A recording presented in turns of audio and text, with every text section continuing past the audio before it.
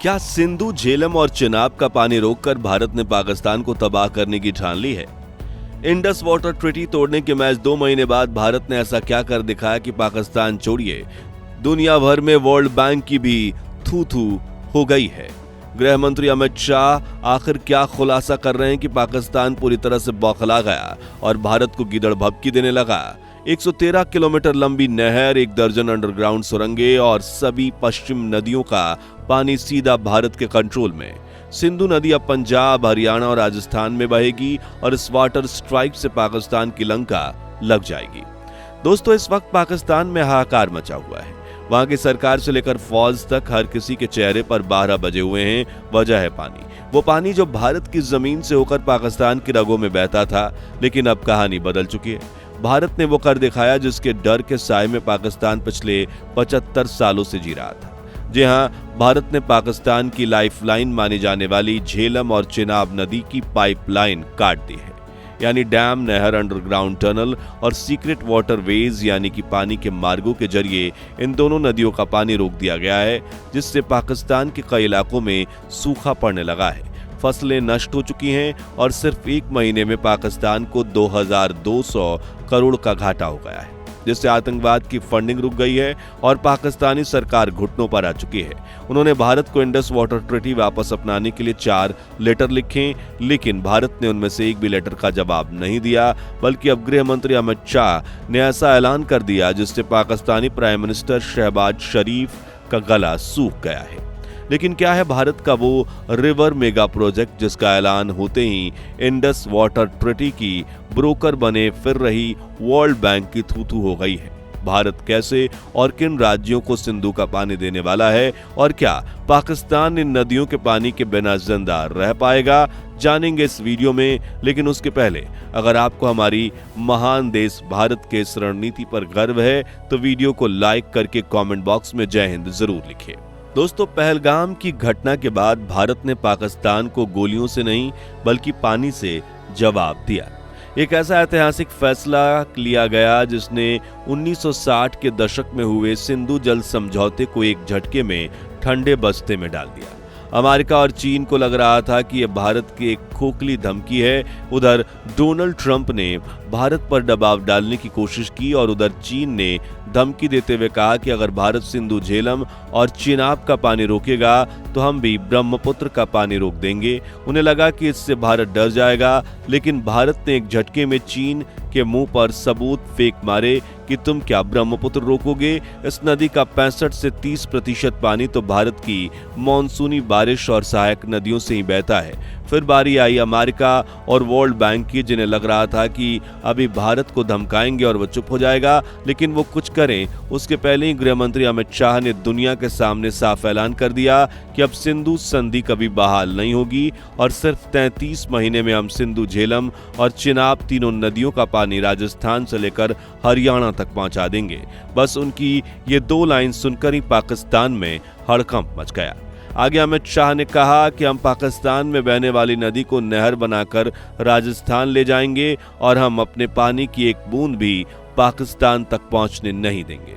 शुरुआत में पाकिस्तान को लगा कि ये कोई सियासी जुमला होगा, मगर फिर जो हुआ उससे इस्लामाबाद में बैठे हुक्मरानों के पैरों तले जमीन खिसक गई। वहां के बड़बोले नेता बिलावल भुट्टो ने अनाप शनाप गीदड़ भभकी देना शुरू कर दिया।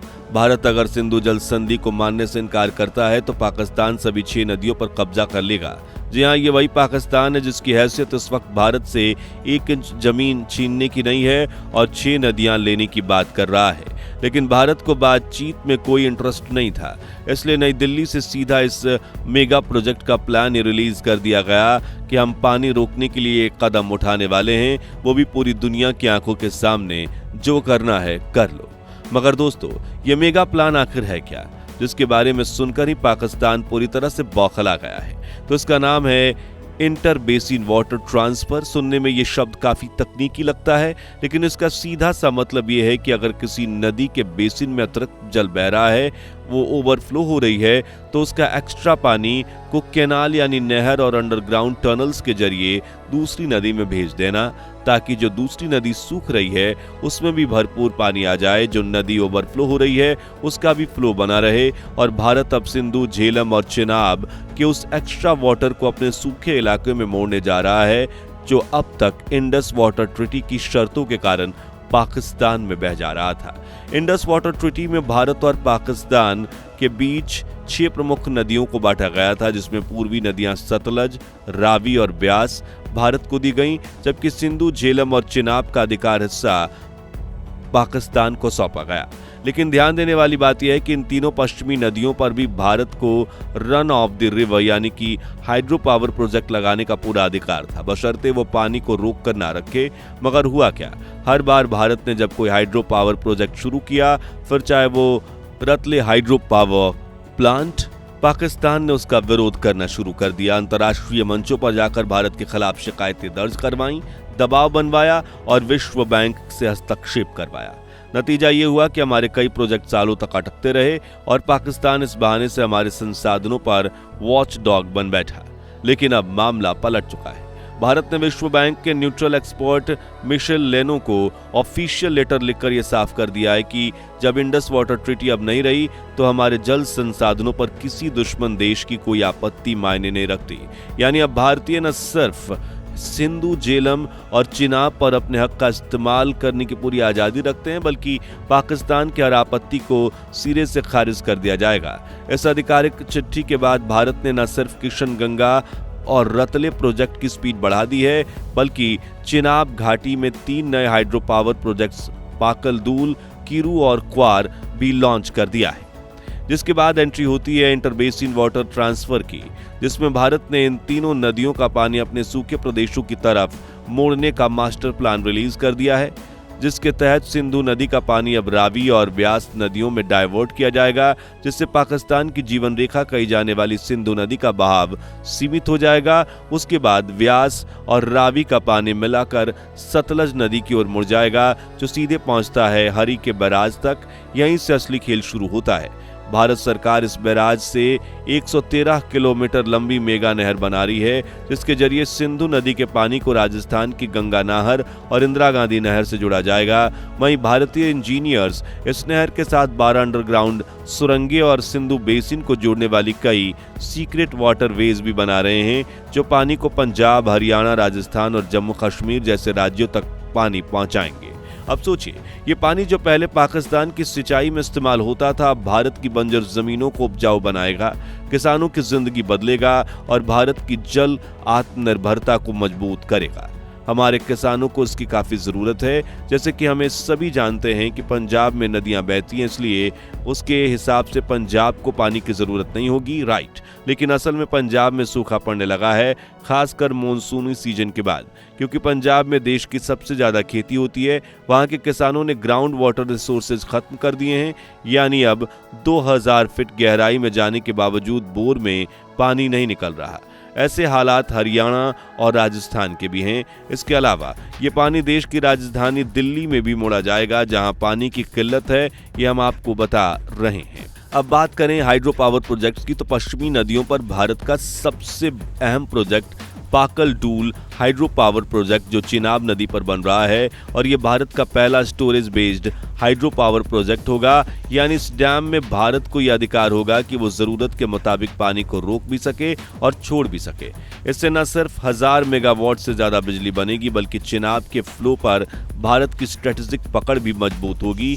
उसके बाद आता है रतले हाइड्रो पावर, जहां जो चिनाब की सहायक नदियों पर बनाए जा रहे हैं।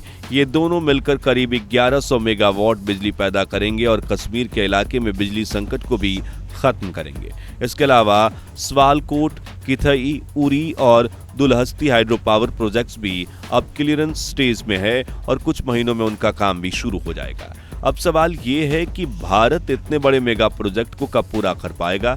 तो देखिए, गृह मंत्री अमित शाह ने 33 महीने कहे हैं, लेकिन इस प्रोजेक्ट की स्पीड देखकर लग रहा है कि 2027 तक पूरा हो जाएगा, जिसमें 113 किलोमीटर लंबी नहर, कुल 150 किलोमीटर लंबी 12 अंडरग्राउंड सुरंगें, इंदिरा गांधी नहर के रिजर्वायर सिस्टम को बड़ा करना और फ्लड कंट्रोल गेट्स बनाना जैसे नए कंस्ट्रक्शन प्रोजेक्ट शामिल हैं। इसके अलावा इन मेगा प्रोजेक्ट्स के लिए हरियाणा से राजस्थान फीडर और पंजाब के सरहिंद फीडर को अपग्रेड किया जा रहा है। नहरों से गाद हटाई जा रही है, लीकेज रोका जा रहा है। इस तरह अनगिनत छोटे बड़े काम शुरू हो चुके हैं। यहाँ एक दिलचस्प बात यह है कि भारत सरकार इन कैनाल, डैम्स और टनल्स को बनाने के साथ ही खोलती चली जाएगी। यदि एक टनल तैयार होते ही उसमें पानी का बहाव शुरू, और शायद पहली सफलता तो हमें इसी साल के अंत तक दिख सकती है। तो दोस्तों, क्या भारत पाकिस्तान पर रहम खाकर थोड़ा सा पानी उसे दे, या अब बातचीत के दिन गए? सीधा वाटर स्ट्राइक करके तीनों नदियों का रुख ही मोड़ देना चाहिए? अपनी राय कमेंट्स में बताइए। उम्मीद है आपको ये खबर पसंद आई होगी। अगर हाँ, तो इसे लाइक और शेयर जरूर कीजिए, और ऐसी दिलचस्प खबरों के लिए चैनल को सब्सक्राइब करके पास वाली घंटी जरूर बजा दीजिए। जय हिंद, वंदे मातरम।